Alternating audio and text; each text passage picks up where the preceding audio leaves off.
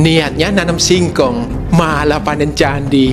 Mau heran, tapi ini Jogja, di mana penemuan candi secara tidak sengaja kerap terjadi. Salah satunya Candi Gebang di Kabupaten Sleman. Namun, ada sesuatu yang berbeda di candi ini. Benarkah ia candi tertua di Kemaharajaan Medang, bahkan lebih tua dari Borobudur? Apakah dengan memahami candi ini, kita dapat membaca semua candi Jawa? Oke teman-teman, kita masih di Indonesia, tepatnya di DIY. Dan candi yang akan kita telisik dibangun di abad yang sama saat orang Arab yang telat mengenal kertas meniru cara membuatnya dari bangsa Tiongkok. Yuk kita ke sana.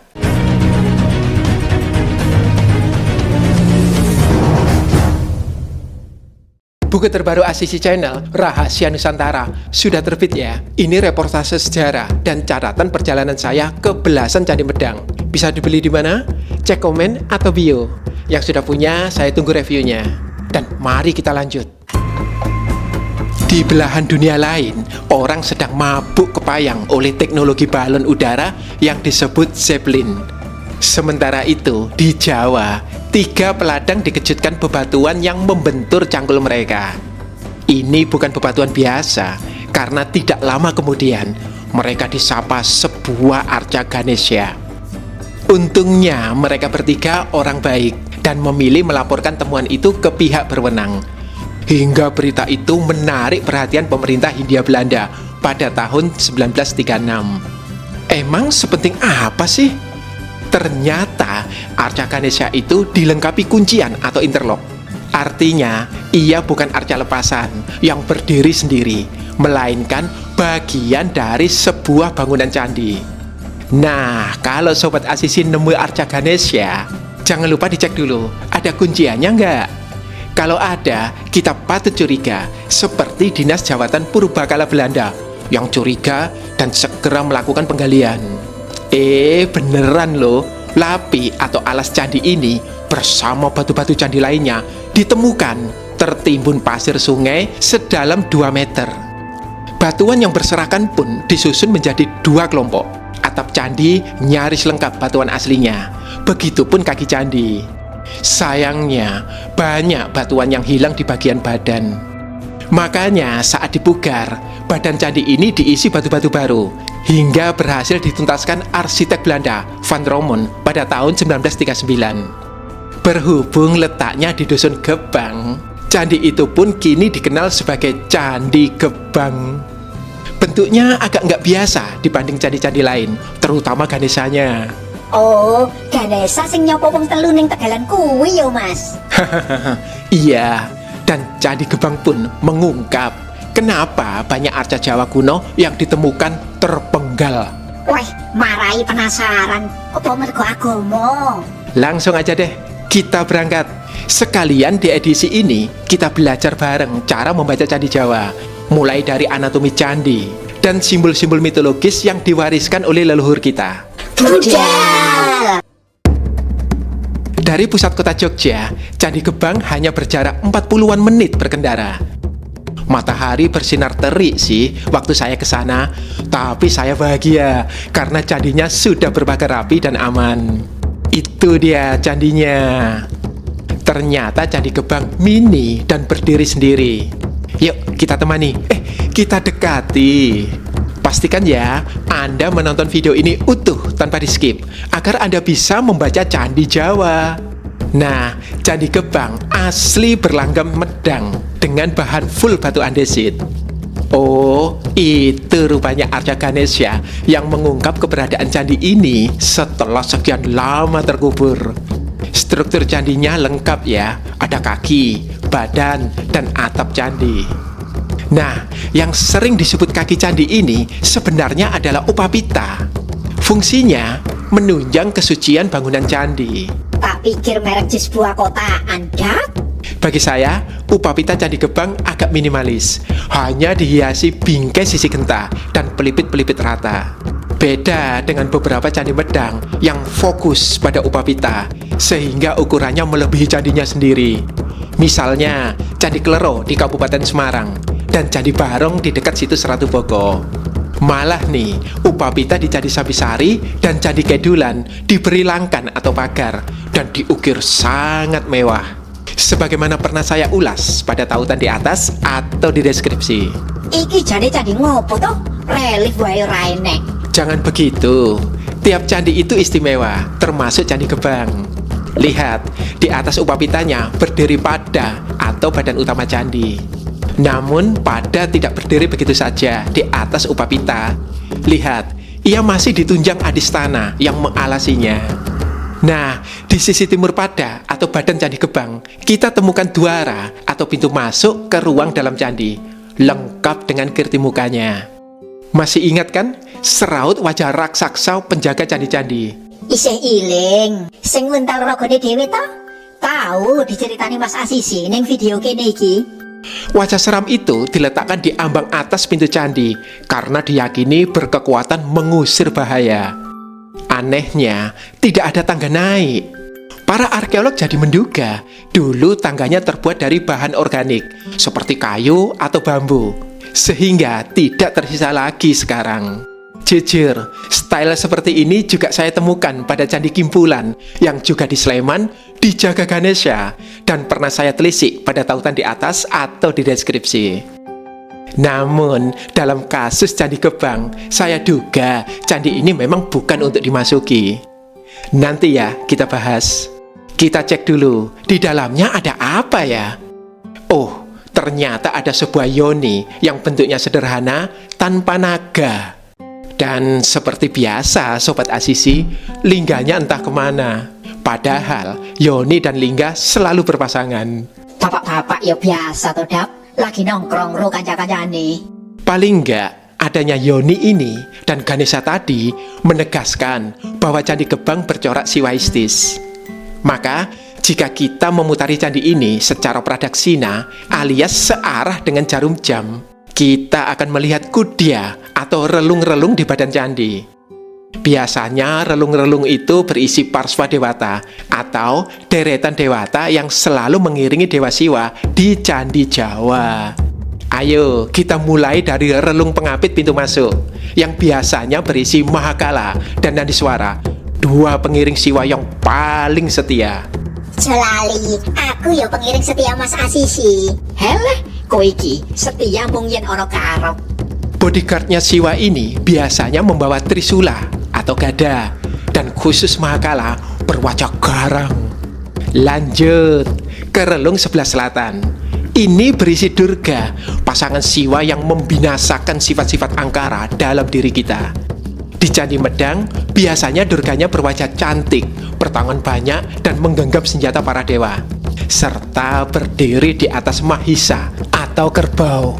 Ciri lainnya, ada manusia cebol yang menyimbolkan Asura. Ojo-ojo awake dhewe iki Asura Mas Asisi. Padha cebole. Bukan, kalian itu prajurit yang imut, kepo, dan kadang nyebelin. Masih ingat nggak dengan Ganesha yang saya ceritakan di awal video? Tempatnya di relung sisi barat alias sisi belakang candi. Dewa berkepala gajah yang ikonik ini selalu diletakkan di belakang candi karena bertugas menolak bahaya dan menelan kemalangan. Tapi yang di Candi Gebang ini istimewa karena Ganesha Gebang, penjaga feminitas universal. Keberadaan Candi Gebang terkuak gara-gara ditemukan kuncian di sandaran dan alas arca Ganesha, sehingga dicurigai ia bagian dari sebuah candi. Perhatikan, kuncian itu ternyata klik dengan yoni di bawahnya. Biasanya di Candi Jawa, lubang atas yoni diisi dengan lingga sebagai simbol penyatuan maskulin feminin dalam wujud Siwa Parwati. Anehnya, yoni di Candi Gebang malah diisi Ganesha. Apa itu artinya Ganesha menjadi penjaga feminitas? Nggih Mas, ben cah wadon rak digampangke cah lanang. Formasi Ganesha Yoni bikin saya teringat pada mitologi yang mengisahkan bagaimana Ganesha tercipta. Menurut saya, mungkin loh Ganesha di atas Yoni Candi Gebang adalah simbol dari Ganesha yang terlahir dari rahim Parwati. Piye to Mas? Ganesha ki ciptaan Parwati, ora lahir saka Guwa Garba. Pinter. Memang dalam kisah-kisah Purana atau kisah dewa-dewi Hinduisme, Ganesha tidak dilahirkan, tapi diciptakan oleh Dewi Parwati. Namun, dalam khasana Jawa kuno, misalnya dalam Kakawin Semaradahana dari abad 12, Ganesha dikisahkan lahir dari rahim Dewi Parwati alias Uma. Saat sedang hamil, Dewi Uma kaget dan ketakutan melihat gajah Airawata, tunggangan Batara Indra. Alhasil, anaknya pun lahir dengan kepala gajah. Kisah selengkapnya dari berbagai versi penciptaan Ganesha dan kepala gajahnya ada pada tautan di atas atau di deskripsi ya. Sedih loh mas, kok aneh yo? Candi Gebang duweni yoni loro. Biasanya candi sitok ya yoni sitok. Ngembat ning jatah dobel kui. Itulah kenapa saya bilang candi ini unik, beda dengan candi lainnya. Biasanya dalam satu bangunan candi hanya ada satu yoni. Di sini malah ada dua, dan asli dari sini, bukan dari tempat lain. Apalagi yoni kedua berada di luar, nempel di selasar candi. Saya belum pernah nemu candi lain yang seperti ini. Tapi mas, fungsi yoni ono candi kui ngopo toh? Apa ya disembah? Yoni dipasangi lingga di atasnya sebagai lambang kesuburan. Dalam ritual Jawa kuno, air akan dituang di pucuk lingga hingga mengalir ke yoni. Nah, dengan begitu, air tersebut diyakini berubah menjadi air amerta atau air kehidupan, sangat suci dan sakral. Jadi, lingga yoni bukan disembah oleh leluhur kita. Mereka hanyalah media untuk mengubah substansi air dalam ritual agama. Di Candi Gebang, kemungkinan ritual mengalirkan air ke yoni justru dilakukan dari yoni di luar sini. Tapi kita hanya bisa menduga-duga ya, karena gak ada data tertulisnya.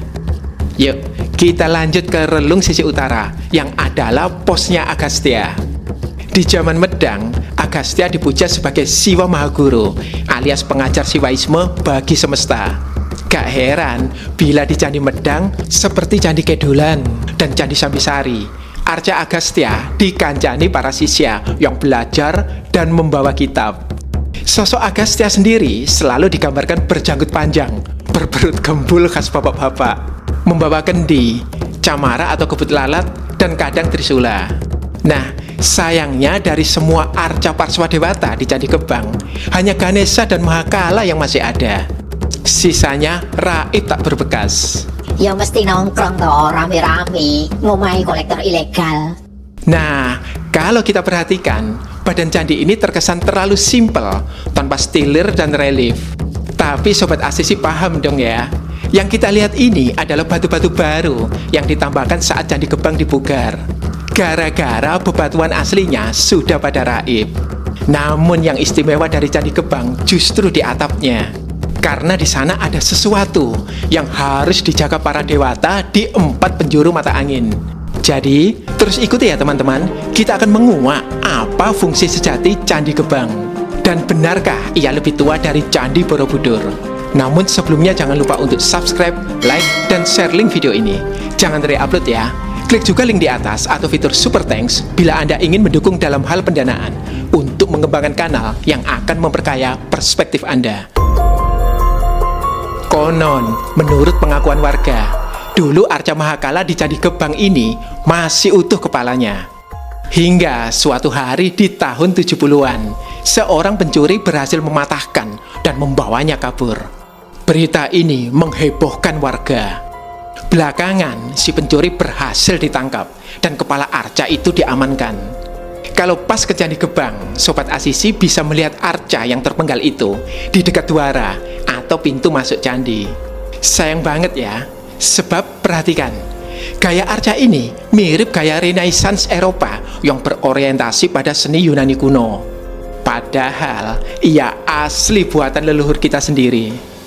Ini jelas sebuah keunikan yang semestinya jadi highlight Candi Gebang jika tidak dirusak manusia durjana. Masih ada lagi yang istimewa di bagian atapnya. Ayo, dhuwur men mas. Gah, nek dikon menek-menek. Gak perlu naik-naik lah, karena candi memang bukan untuk dipanjat. Mending kita cari tahu ada apa saja di atap Candi Gebang? 3 dunia yang dijaga para dewata. Meskipun kecil, Candi Gebang punya atap yang indah dan mudah diamati bagian-bagiannya. Tuh, ada 3 tingkat yang dikenal dengan nama tala. Perhatikan, 2 tala pertama berada di prastara atau lereng atap candi. Dan 1 tala lagi berupa kemuncak yang dimahkotai akasa lingga atau lingga semu di pucuk candi. 3 tingkat ini agaknya menyimpulkan triloka atau 3 alam dalam semesta Jawa kuno. Yuk, kita zoom lagi. Selain kemuncak, di keempat sudut tiap tala ada Meru atau gunung bertipe Karnakuta. Pengenan opo kuwi, Mas? Tipe Karnakuta sangat umum ya di candi-candi Medang. Tapi di Candi Gebang, pucuk Karnakutanya agak beda. Biasanya, pucuk Karnakuta di Candi Medang berbentuk buah keben, seperti di Candi Borobudur. Namun, di Candi Gebang, pucuknya berbentuk kuncup bunga teratai. Lalu, 4 penjurunya dihiasi kudu, semacam jendela, tempat wajah dewata melongok ke dunia. Wah, jebule bolongan gue ngintip ya. Awas, marai dewata iso timbilem. Ada juga relung-relung dewata, di mana para dewata duduk bersila, lengkap dengan praba mandala atau lingkar kedewataan. Juga Kalamakara alias lengkung relung, berbentuk gabungan wajah Kirtimuka dan Makara sang monster air. Nah, ini dia petunjuk yang penting. Semua Kalamakara di Candi Gebang mirip dengan yang ada di Candi Kalasan. Sehingga saya menduga 2 candi ini berasal dari masa yang sama, yakni abad 8 Masehi, saat Kemaharajan Medang mulai berkuasa atas Jawa. Cukup tua ya untuk ukuran Candi Medang, bahkan lebih tua dari Borobudur. Janjane, fungsi Candi Gebang dibangun gue ngopo to, Dap? Nah, ini menarik karena kemungkinan Candi Gebang dibangun untuk komunitas pemuja Siwa di bibir sungai.